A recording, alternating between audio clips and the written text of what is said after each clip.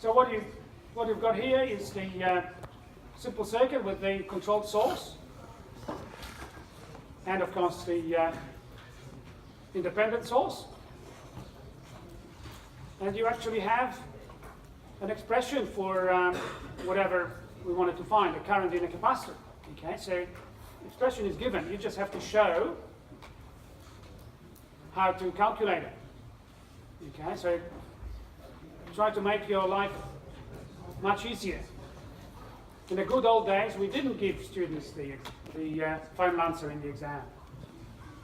We simply asked them to derive a formula. So once you have the formula, you have to do other things here, like write the time domain expression. So the reason for that, of course, for this split here is that if you made a mistake in the first part, of course your second part would be completely wrong. But now you have the result of the first part. So even if you don't know how to derive it, you can still do the second part. So you can show that you can at least manipulate those numbers. But if you can't do the second part... Is the second part worth 50% of that question? Not really. Of course it's not. It's probably about 60-40, or I don't remember now how it was, but I think, you know, if I had to assign a number for it, I would probably use 60-40 or 70-30, but not more. But definitely not 50-50. That will be too easy. Oh, come on. It's just this year. Okay, this is another question. Second question was related to simple cascade of first order filters. Okay. And it asks for sketching of a Bode plot. Only magnitude. So you can easily see what it is. What's the first? You see it's two stages, okay? So what's the first stage?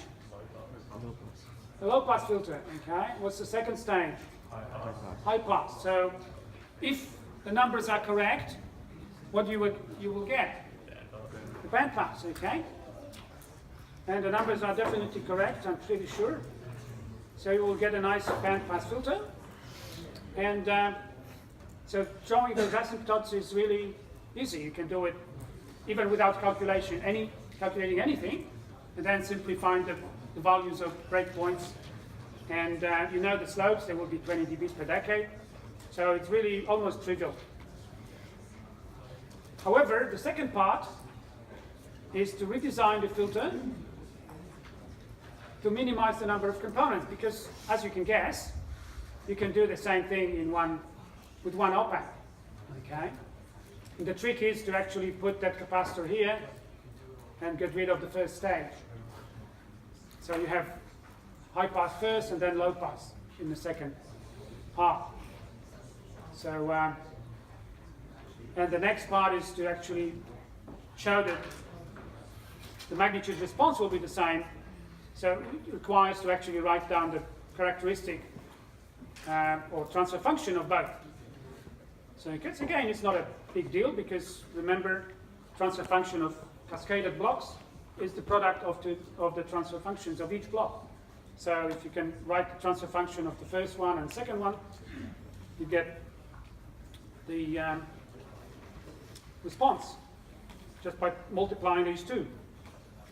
And please remember that two components connected in parallel or in series can be replaced by one impedance. Okay, so when you have a circuit like this, for example, you replace it by Z1 and call it Z3 here, or R3. But the transfer function is simply minus Z1 over R3. Okay, whatever Z1 is.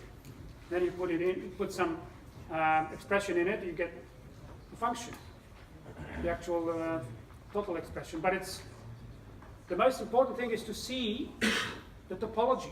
Okay, if you see this topology, you know it's a non-inverting, sorry, it's an inverting amplifier. Okay, whatever the Z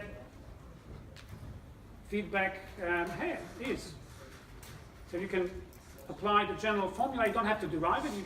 It's much easier to remember it. It's very simple. And in fact, you should, seeing those simple building blocks, like non-inverting, inverting amplifier, you should know the expression for the transfer function. Okay?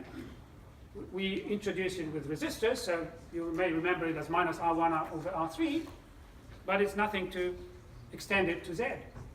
It's just the same thing. It's minus Z1 over Z3. And here, the same thing, okay? C2 and R2 are one impedance, call it Z2, and here is R4, so the transfer function is minus R4 over Z2.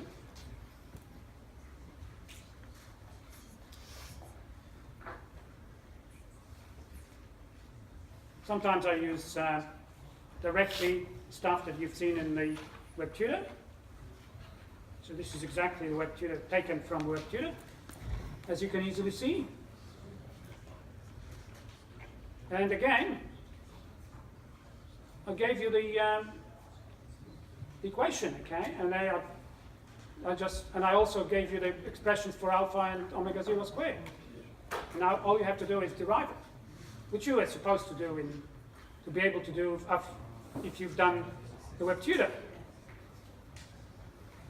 But of course, if you only copied it or used some pre-programmed help, then you won't know how to do it. Okay, so you got your marks for WebTutor, but you will not be able to.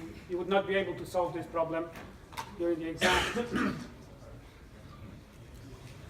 And once you have, of course, the expression here,